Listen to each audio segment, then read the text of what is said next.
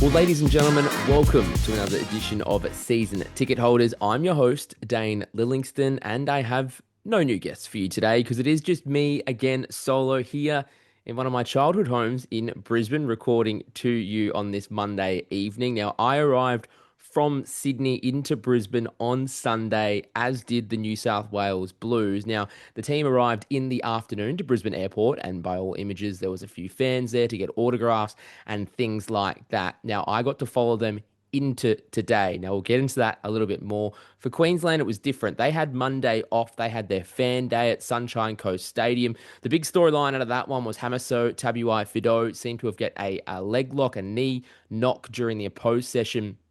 It looked like he was a little bit on ice. I don't think there were any real concerns. Like I've said previously, Jesse Arthurs is on the extended bench for them. But when it comes to New South Wales, they arrived at Ballymore this morning. I was just about the first reporter out there doing live crosses for Fox Sports News from about 9 a.m. And then the team slowly arrived with the media managers and that type of thing.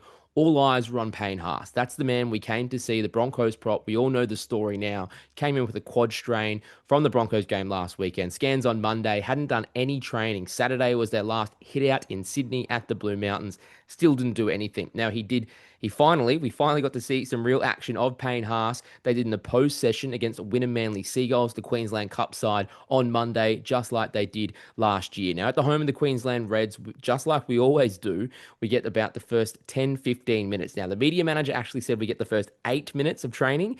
We actually got about 11, so that was a little bit of a surprise when I was doing a live cross as it was all going down. Now, as that was all happening, Payne Haas did do the warm-ups, did do a few drills with his teammates, but then as it went on, after about 5, 6 minutes of the initial warm-ups, he was off to the side with the team doctor. From what I could see, it looked like a fitness test, hopping on one leg, seeing if that quad is good to go. Now, of course, we did get kicked out like we normally do. After about that 10, 12-minute period, it went all behind closed doors. And by all reports from speaking to Connor Watson and Mitchell Moses after the training session, they're completely confident that Payne Haas will be good to go. So we'll just have to wait and see. I did pass Payne in the hallway. Let me tell you, 5 on 5 versus that 2 meter monster definitely makes you feel your size. But Payne Haas, very gentle giant. He looked pretty good. He said hello to all the journos as he was walking through. He looked good to go. But there was big drama. Now, we actually missed it because we weren't in there when this happened, but Stephen Crichton, who initially came into camp with a groin complaint, went off the session with ice. Now, there's already been drama Monday night. It's all still happening. Now, we spoke to the players. We spoke to Connor Watson specifically after it. He said, no worries, mate. It's a corked quad. No issues at all. He even joked with the journalists, like, haven't you had a cork before? It's not really a big deal, just a precaution. But from what I'm seeing, they've now called Matt Burton in last minute, 18th man again, which I think he's done 4 out of the last 5 or 6 State of Origin games.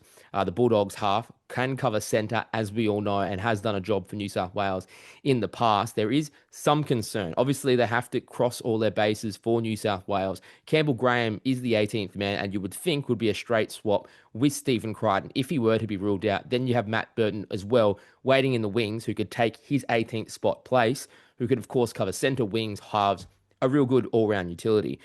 Now, New South Wales apparently really upset because, like we've told you, they are really strict on the vision. And they don't know how this grainy vision. It looked like it probably on a camera phone on the Zoom of Crichton actually leaving the field today at Ballymore in Hurston in Brisbane, limping off. So they are apparently launching an investigation. I was just reading about it myself, but they want to find out. They use their drone vision to find out who may have done this. So maybe tomorrow we're going to get 2 minutes of training. Who knows? We'll just have to wait and see. So that was the big concern today. Other than that, the players were pretty confident. Mitch Moses is pretty keen to get to team with Nathan Cleary for the very first time, which is shocking. You'd think they would have teamed together before. They haven't. This will be their debut in State of Origin Wednesday night. As for Connor Watson, he says he is going to feel the nerves being that 14 man. He doesn't know when he could be thrown into the game, but he's expecting just to relieve Reece Robson as the hooker as the game goes on. So it's very calm, cool, collected New South Wales. I can tell you they were very happy to be in Brisbane, God's country, some would say, because they're very happy to be out of that Blue Mountains, out of the New South Wales, out of Lura, where the weather was quite cold, wet, slippery. They'll be ready for wet weather footy. But even Mitch Moses made a comment today, basically said, it was good to get some dry footy practice in because they just haven't had that. A week on, they went into camp last Monday into Tuesday. A week on, they get some sort of dry track footy. Over to Queensland. Now, they, of course, had their day off. Like I said, Hamiso was the real concern with that knock. But the big story with Daly Cherry Evans speaking yesterday was him defending this relationship for a player who's not even in the team, but it's about Selwyn Cobbo. Now, he's been playing fullback for the Broncos. I would say he's been doing quite well for them and was a real shock just a shock selection that he didn't make this team. They, of course, chose Robert Toya, who only made his debut for the Roosters earlier this season. Now, there was rumours of a rift with Billy Slater and Selwyn Cobbo stemming back all the way to Game 3 last year. Now, Billy Slater flat out came out on Game Even, denied, basically said it was a media beat up. There was no truth at all to the rumour that him and Selwyn Cobbo had any issues. Now, originally it was all fine in this series because it looked like Selwyn Cobbo had done a wrist injury, potential break, fracture, and would be ruled out. But since then, of course, it's come out that he should be right for the Broncos Manly game on Saturday, which is just 3-4 days after State of Origin 1. It looks like he would have been fit if he picked him. Of course, New South Wales chose Payne Haas, knowing full well he was under an injury cloud. Kalyn Ponga got chosen for Queensland as well, and didn't get to run in those first few training sessions either. By reports, Kalyn Ponga is good to go. So it is, I think there is a little bit of a concern that there is a real rift here because you would really want Selwyn Cobbo in a situation like this. Robert Toya is going to be marking up against Latrell Mitchell, one of the absolute superstars in this game. And you're going to have Robert Toya, who's played 10 odd games for the Roosters. By all reports, Billy Slater says he's a world-class player, but we don't know. He's never been thrown in this cauldron, this atmosphere, 52,500 mad screaming Queenslanders at Suncorp Stadium. We have no idea if that's going to be the case. We are going to find out on Wednesday night. But I stand by the story that originally came out. I know Danny Wilder from Channel 9. He was the man who originally broke this story. And I know I've spoken to Danny. He stands by the story 100%. And Billy Slater can deny it all he wants. And I know Gordon Tallis came out on Fox Sports and was really, really passionate about the defense and basically saying it was sort of made up. But from what I can see, and just being a Queensland fan, if I take away all my journo and porter caps off, there must be something going on because I believe Selwyn Cobbo really should be in this team and not even in the extended bench. I mean, you've got Jesse Arthurs, who a lot of people thought was a Kiwi, coming in the extended bench. So look, that's probably the news out of Queensland. I guess they'd be happy that there is no real injury news for them.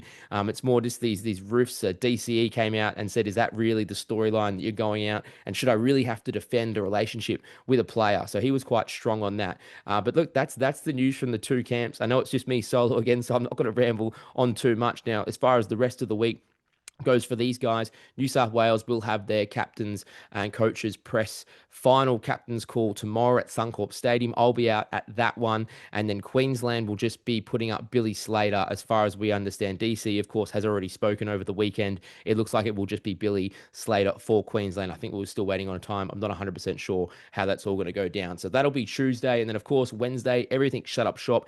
Game 1, bring it on, State of Origin. Can't wait for this one. It's going to be an absolute ripper. New South Wales, of course, are going to start as favourites in Queensland after breaking a 19-year drought in State of Origin deciders last year in Game 3. Mitch Moses scoring the match-sealing try. He said he doesn't look too much into that, but I think that would have to give the man a little bit of confidence heading into Game 3. So look, there you have it. That is inside State of Origin camp, week 1.